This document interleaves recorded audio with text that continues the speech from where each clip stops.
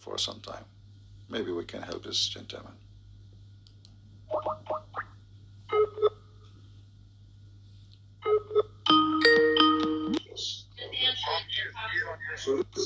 Hello? Can you mute YouTube, please? I gotta turn this down. Can you mute YouTube? Mom, mute the TV.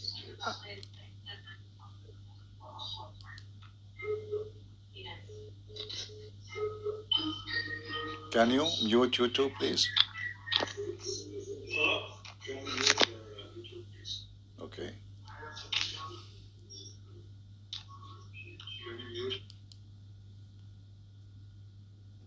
Hello?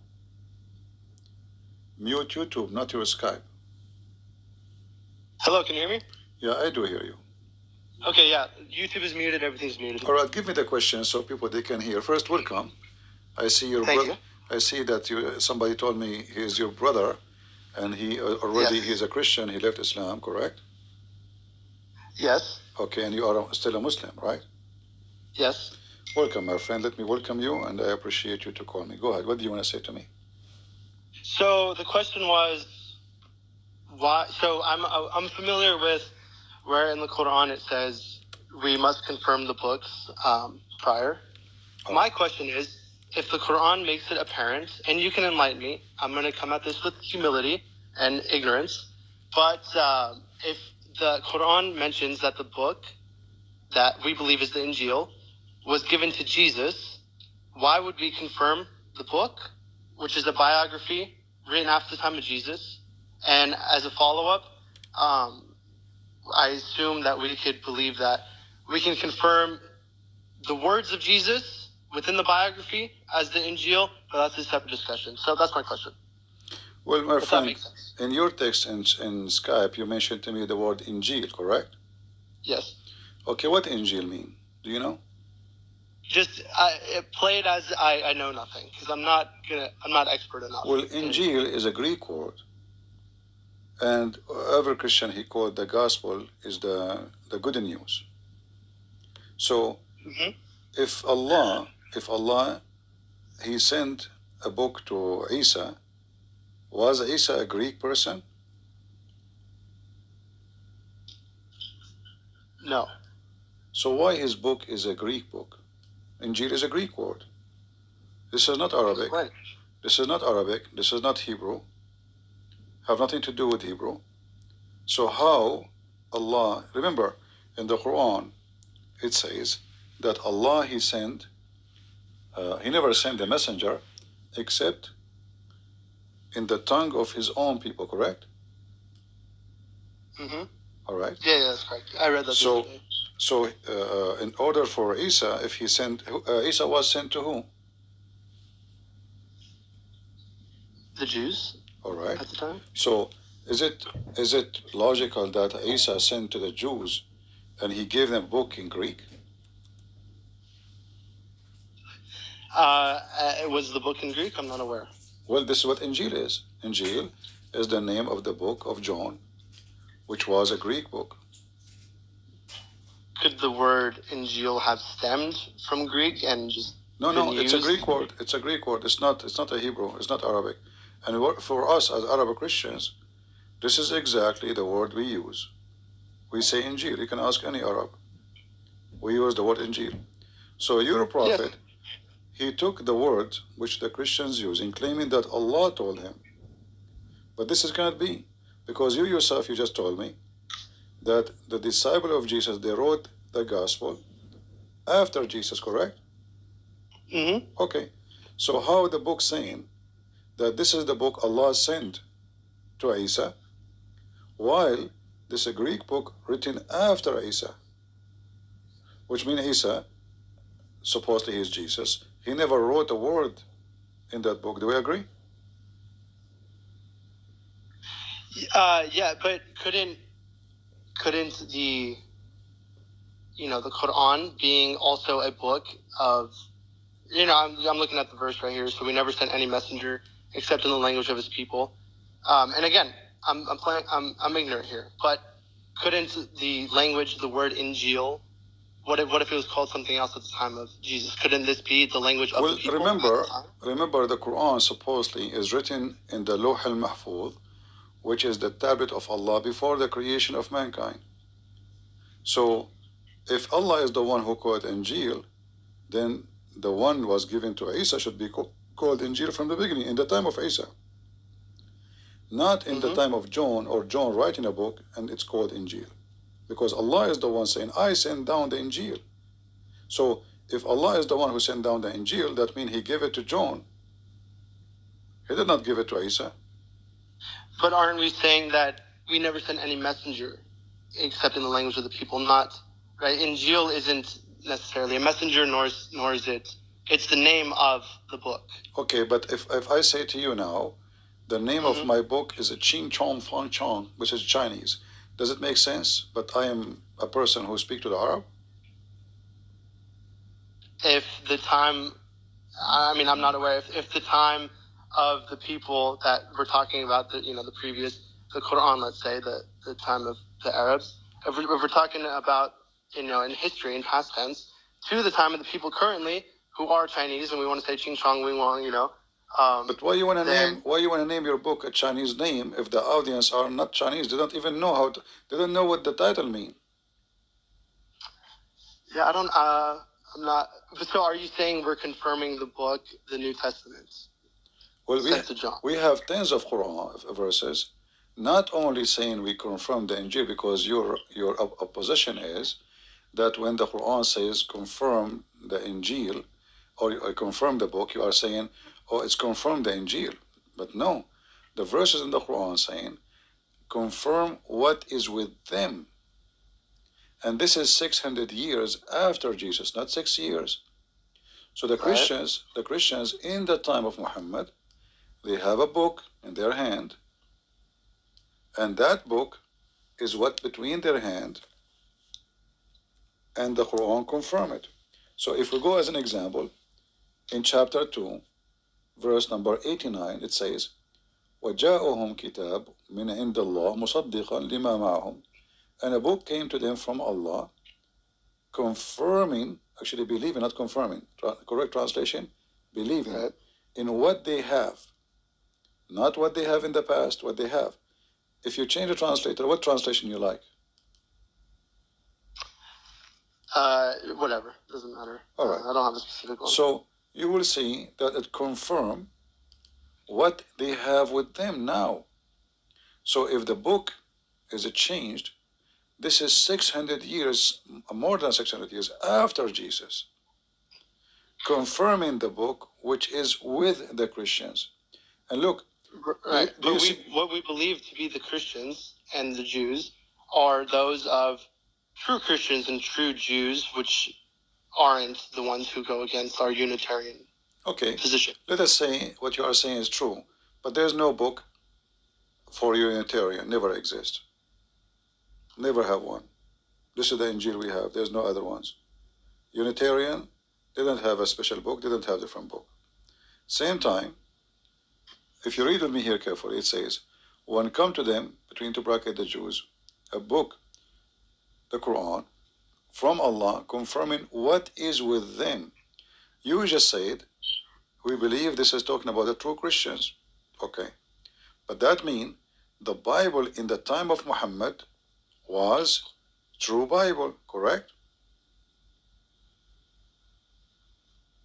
Well, but my point here is that the Injil, when was it specified that? And I don't have the other verses where it speaks about the Injil just being exactly at the time of Jesus. If this position was true, then this would just be a contradiction. It wouldn't actually be that. It's confirming, the biography that was written after. Because my whole point here is just simply the Injil, regardless of where the name came from. That's an interesting conversation. The Injil, at the end of the day, is the book at the time of Jesus. Obviously, it cannot be at the time of Jesus, written after. Okay. But let's see now. I want you to focus with me with what we see in the screen. Does it say confirming what is with them? Yes. Okay. This is 600 years after Jesus. So now, regardless of the name, regardless the book given to Jesus, not to Jesus, to John, to Peter, it doesn't matter now. The book is with them, is confirmed. Do we agree? Yes, but we have to look at it from a lens, and this is just my perspective on it. We have to look at it from a lens of when we're talking about Christians or Jews, we're talking about ones who were there the time before the final prophet came, the final book came to confirm and wrap everything together, which would be ones that don't negate the Quran's teachings. My friend, focus with me. If Muhammad, Yes. he confirmed that at his time there's a Christian book, it is correct. Does the verse says that? In his time. It's not talking about in the past. It's confirmed what is with them. What is with them? I'm sure your English is better than mine. Is that like a present tense or this is past tense? No, I know. I'm just I don't know. I look at it in retrospect because at the end of the day, because you keep saying the end of the day. What end of the day is confirming? Because at the end of the day, the Injil is a book that was given to Jesus. Not no a problem, book written, but no problem, my right? friend. It's let us say Allah He handed a book to someone. His name is Isa by hand. You can call it whatever you want. But now, the issue now I'm showing you, the Quran confirming 600 years after Jesus that the book which is with the Christian, you can call them a true Christian, you can call them whatever you want. Still, that means the Bible in the time of Muhammad was still preserved. So that Bible, why Muhammad don't have it? As long as this is the book of God and he confirmed it. As long he is a person, he is a final. Hold on, let me finish my sentence. Yeah. As long he was sent as a final prophet, as you said, shouldn't the final prophet appreciate the book of God, which he just confirmed, and he add the Quran to it? So if now we find that the Bible still exists, and Muhammad he came as a prophet after the Bible, then he should do what the Christian did. The Christian they did not throw in the garbage the book of Isaiah and all the prophets or the books of Moses. No, we add them to our book.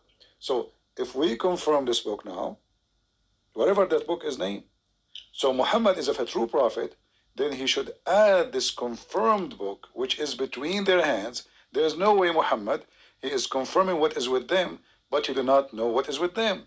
Do I agree?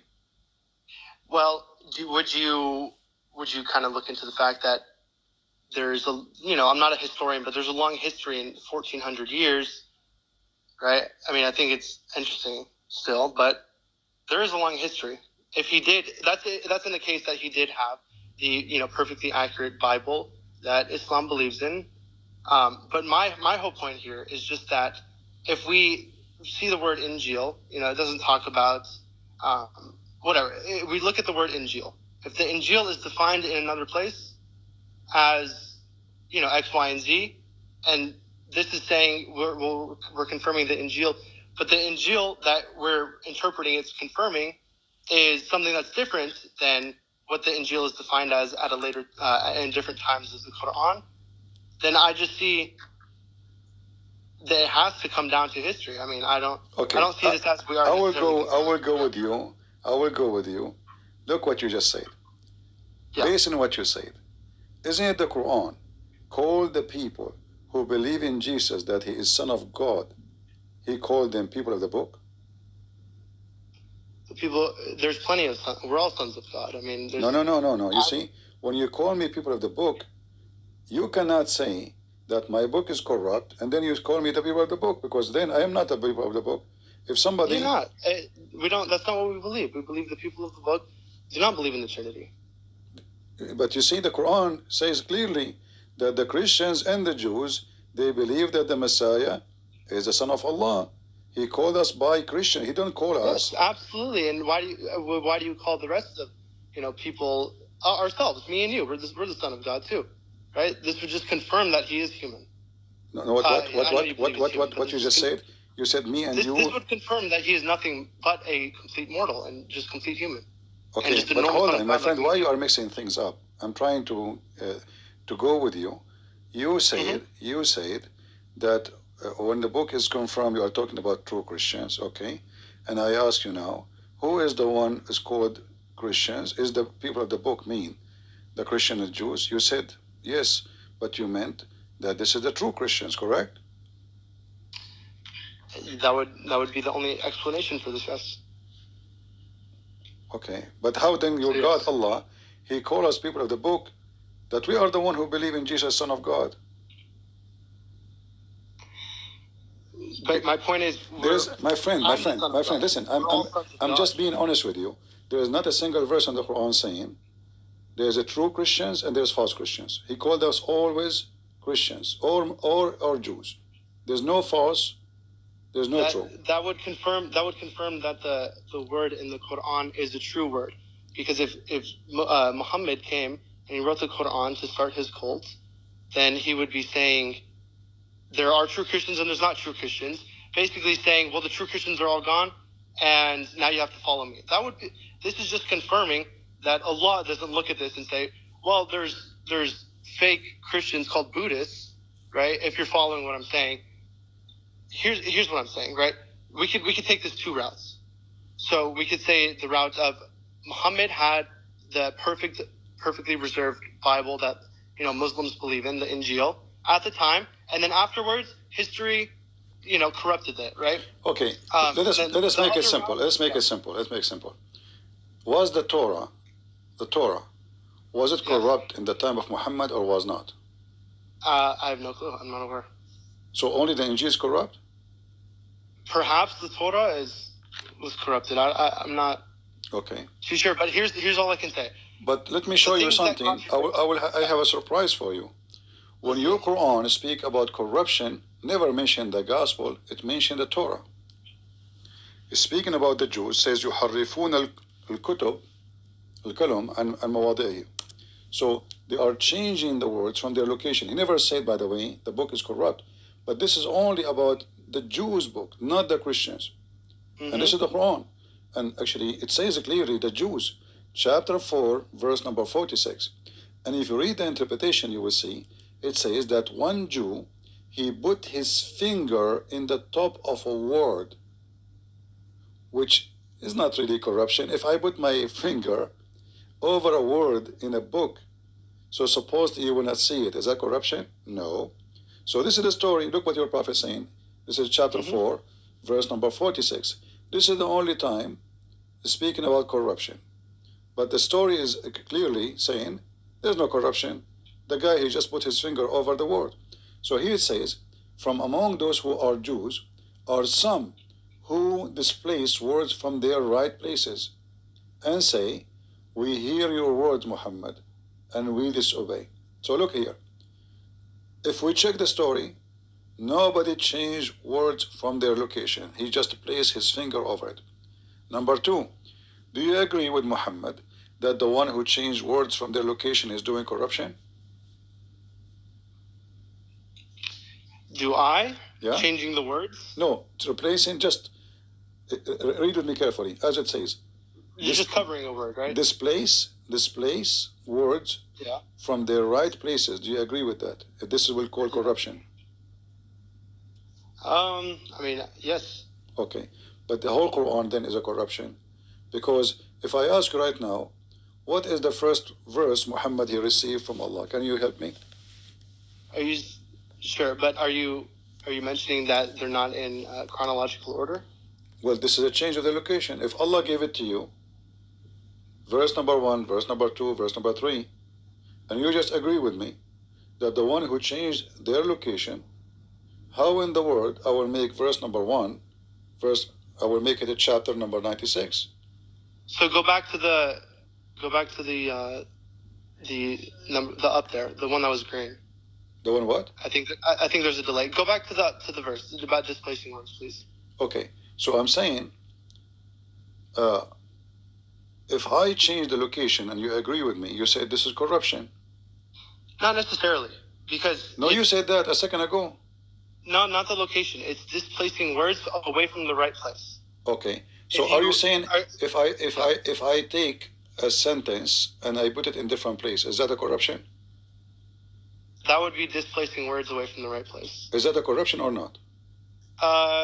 Yeah, I mean, yes, it would be corruption. Okay, let us, me and you, agree in the corruption. What corruption is to change what God gave us. We do not keep it as it is. Do we agree? Yeah, that would be corrupting the text, yes. All right. So if I go right now in the Quran and I read for you a verse, and you tell me what happened here. It says that this day, today, I completed your religion for you. I completed my favor upon you, completed your religion for you, and I accepted Islam for you as a religion. This is the verse, according to Muslims, Muhammad, he received at the end of his life. Mm-hmm. How in the world it become in chapter 5, verse number 3? Read carefully with me. Yeah. This day, you know, when we say this day, we are talking about timing, correct? Mm-hmm. Okay. So now by displacing the location of the verse, we change the whole meaning, because now anyone who read this, he will think, when this verse came in the chapter of Al-Ma'idah, Islam is complete. So all the chapters after that, they are fake, because Islam is complete. Read carefully. This day, I have perfected your religion. So Islam is being perfect. This day, I have perfected for you your religion, completed my favor upon you, and chosen for you Islam as your religion. This can be accepted only if this is at the end, the last statement in the book. Do we agree? No. No, but this is what the Muslim says. They says yes. Well, this is again. You see, hold on. You see, it's up to you. Yeah. It's up to you. Like, you know, it's like you are the one with decision. You decide, not the religion. But your religion says that this is the last verse Prophet Muhammad received. Yeah, but it doesn't. What we're mentioning here, what you said was that we're displacing sentences. This is an ayah. This is a structure. It's no, this is change the whole meaning, because now I changed. Do you see the word this day? If I say if today is December 9, and I say to you, this day I completed your religion for you, and today is December 9, and then I come to you tomorrow and I say, okay, I have more verses for you, but yesterday you told me you completed the religion for me. Islam is complete. There's no more need for more. Muhammad is the final prophet according to Muslims. And today, the message is complete. Well, I would say two things about this. I would say, number one, at the top of each page in the Quran, there's not a date. Second of all, this is mentioning afterwards, after we have perfected the religion. It's saying, you know, things about what you do after we perfect a religion, if you sin or whatever of that sort. So at the end of the day, this ayah, I mean, this is only a part of the ayah. From what I could see, I would assume, well, this ayah isn't to be like, okay, this is a conclusion of the Quran and this is like the ending of the story. I would see this as this right, the thing that you have highlighted right here is kind of context to the rest of the ayah. And then at the same time, the whole thing's not in chronological order, and there are no dates at the top. It's not a journal entry. That's how I see. And once again, I'm not here. I'm just saying this. Okay, is how I will go with you. So if you are reading a book, I wrote many books. So now if I say to you in page number 5 in my book, thank you for reading my book. The book is finished, and then I continue writing chapters. Don't I look stupid for you? What's the point of writing a book that's fiction, non-fiction, anything of the sort? What fiction? I'm not talking about fiction now. Listen, I'm saying to you... This is a book that's meant to be a message and a law and a guidance. What message? Okay, we will go to the message so we can laugh. But look, if I say to you in the beginning, in the first few pages, after reading a few pages from my book, and then I have 400 pages left, but in page number 5 I say, the book is completed, my book now is perfect, thank you for reading, goodbye. That's what it says. Today... Is this what it says? Is this what it says, or is it that this day I have perfected the religion, etc., etc., but as, you know... How the religion is perfect, and he keep giving us more orders, for the last for the coming Yeah. 20 years. Listen, so now my religion is perfected, and now I keep receiving to tell you how to pray, to tell you how to do jihad, to tell you how to fast, and Ramadan. There's no Ramadan yet. This is chapter 5. So if this is a verse confirming that Islam became perfect to you this day, speaking of time, not more to come, then everything come after it is a fabrication. Otherwise, we have to accept what the Muslims say, that this is a verse given to Muhammad at the end of his life. And then, when they organize the Quran, they decide to insert it here, which doesn't make sense. So now look what happened. Because the Muslim, they did not keep it as Allah gave it to them, as Muhammad claimed it's coming from Allah.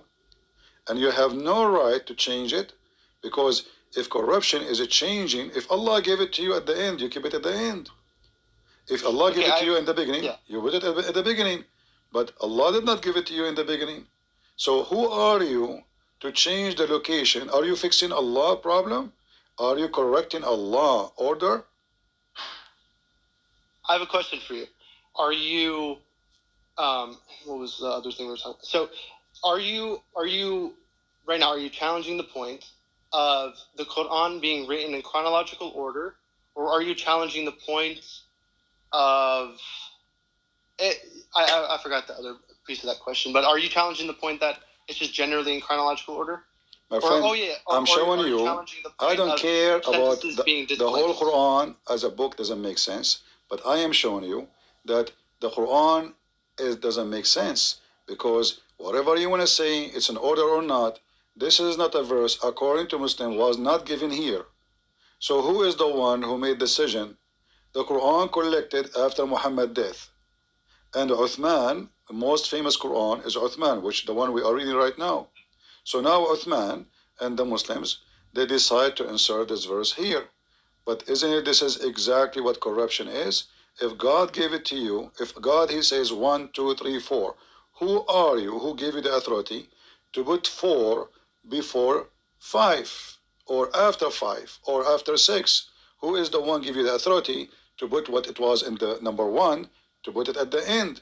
So remember, the Quran says, those who displace words from their locations. But this is what the Muslims do. This is not what the Bible says. So once again, are you challenging the point of it being in chronological order? No, I'm not challenging that. I'm showing you that this is not a book received. I'm just showing you the book which Allah He sent. Displaced. Huh? So the ayah was that words are displaced in not the right place. But this is what corruption is a changing how Allah gave it to you. If Allah gave it to me in such a way, who am I? Who gave me the authority to take this verse? Obviously, this verse was given with other verses. Who gave me the authority to take it from here, put it there? Am I making a makeup?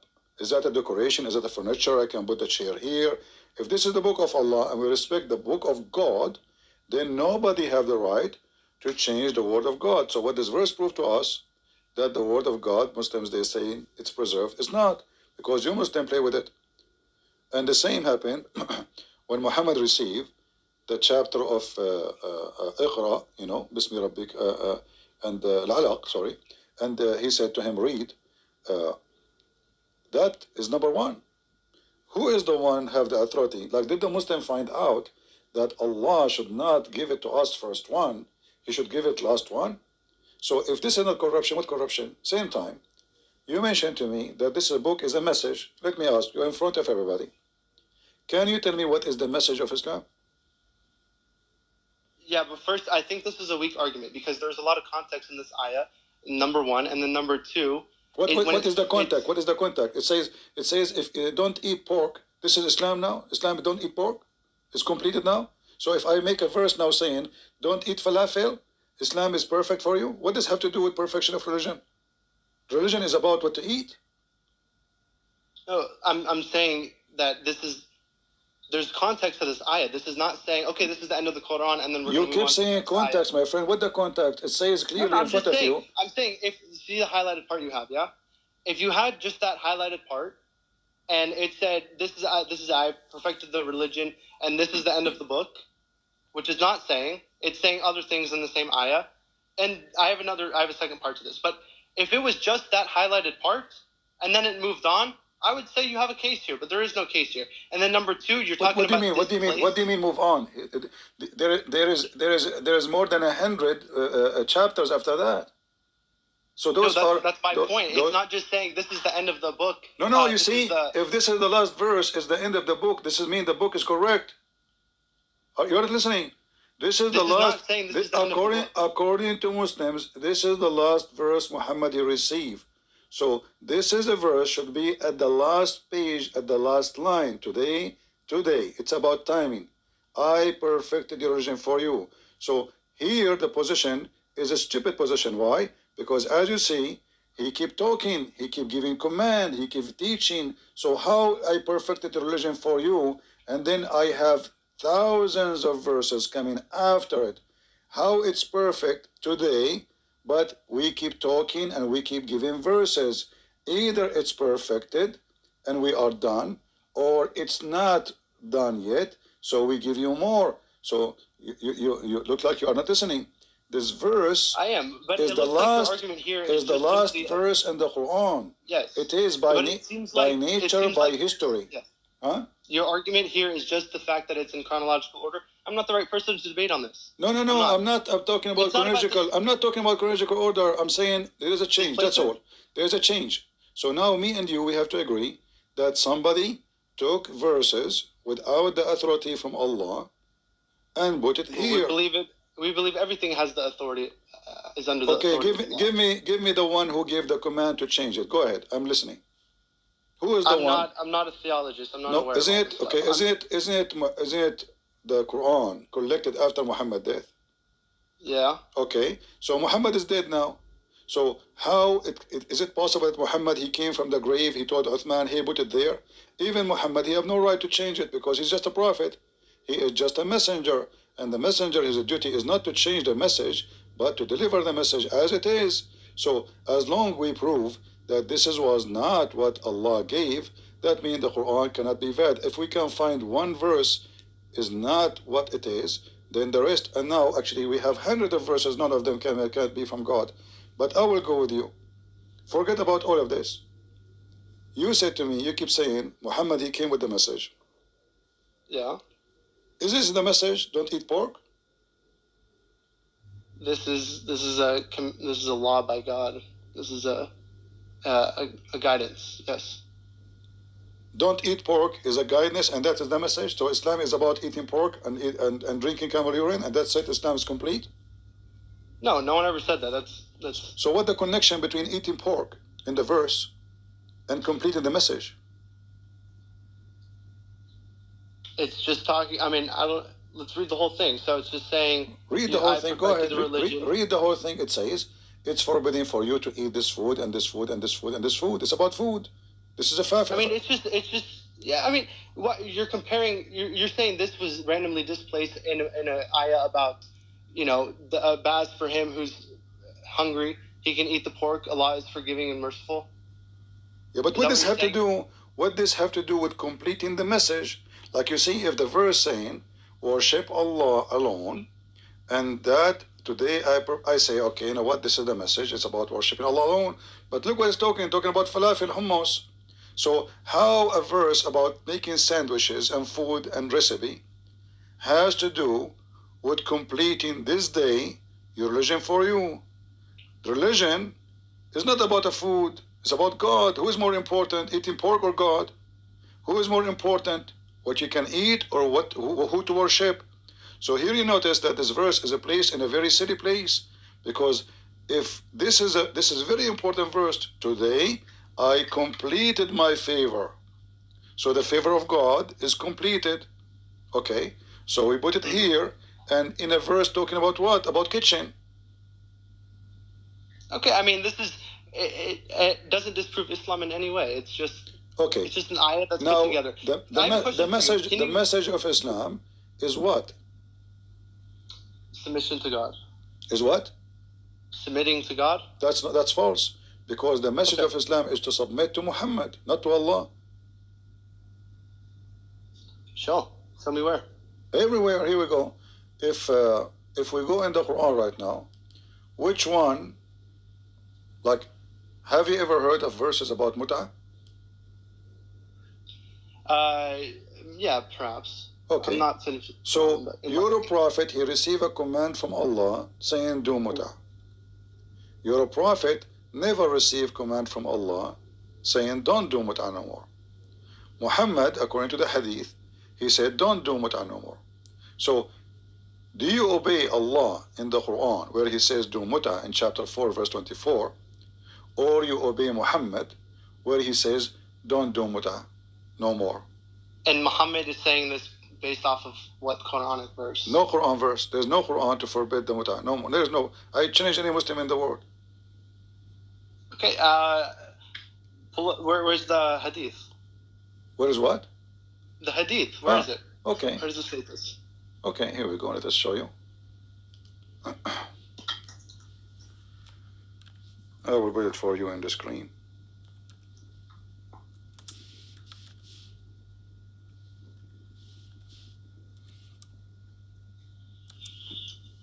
The funny, my voice was going before you called me. Now I have better voice.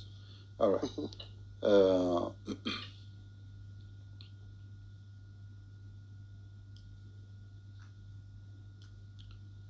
Let us see here.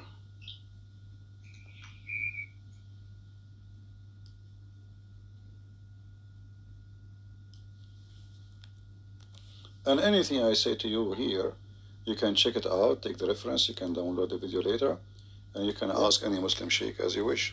And you can invite sheikhs to debate me. Here we go as an example. I will, by the way, I will. Good, very good. So here it says that in the Battle of Khaybar, which is Muhammad killed the Jews, Allah Messenger forbade the temporary marriage mut'ah. Do you see it? I think it's loading. Okay.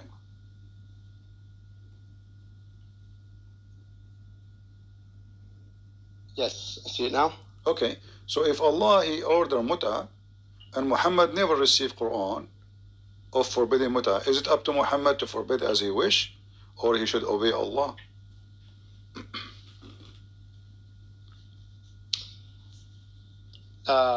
Let's see.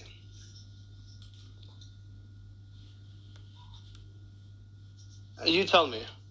No, you are the Muslim, I'm not me. For me, if I say a prophet, if I'm a prophet, I have no right to oppose what God said. I'm just a messenger. So if God says do mut'ah, then okay, well, God says so. Who am I? I'm nobody. If God says don't do mut'ah no more, then I will tell you, okay, God says don't mut'ah. But there is no verse in the Quran forbid the mut'ah. There is no verse in the Quran that forbids temporary marriage? No. Not a single verse. In the chapter, it's in English, it's called Women. It doesn't matter. Any chapter you want. Yeah, but that's where it talks about marriage a lot. Yeah, but there's no verse. When I say to you, trust me, I'm a Christian prince. I don't say things. Sure. Yeah. Okay, sure. Well, yeah, let's debate. I mean, we can dive into that, but What do you mean? What do you mean debate? I'm not sure. I'm saying, listen, I'll bring Sheikh. We'll talk about this. I'm not knowledgeable enough to talk about these things like the back of my hand. What about you call the sheikh right now? I don't have a sheikh yet. Oh, okay. And besides, it's 1 a.m. So. All right. Well, I don't know. I think you still did not win on the argument of the displacing of the words, because when we look at the way the messages were given to Muhammad, it was within ayahs. Just read what I just showed you now on the screen. It's still loading, but. All right. If you displace an ayah, are you displacing words in the wrong place? My friend, nobody have the right to change anything for the book of God. This is anyone. He changed it. Nobody have the right. This is called corruption. If I replace order of anything in the document made by government, this is called fraud. Where does it? But this is not. So where does it say if you move locations rather than displace specific words? It's the same.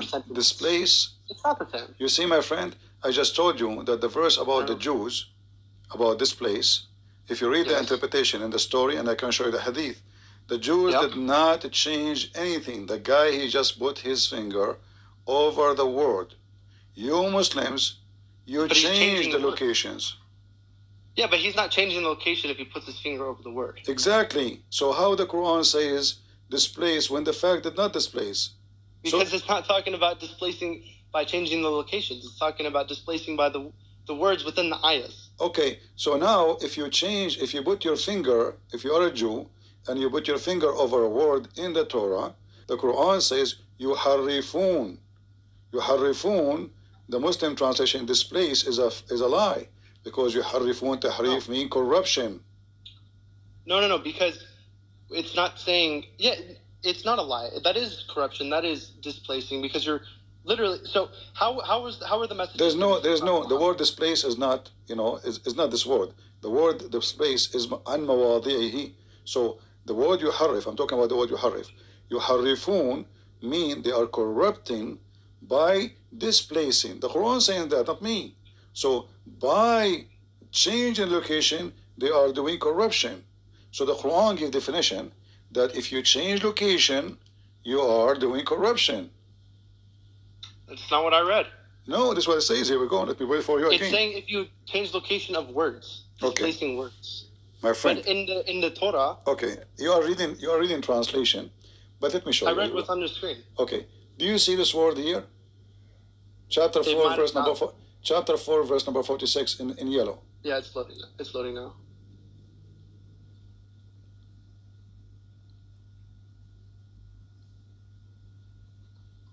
Yeah, is it loading? Did you pull up a new screen? Yeah, I opened the Quran. It's coming.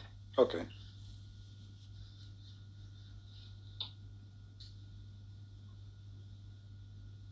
If you open right now any Arabic dictionary, you will see that the word corruption means tahrif.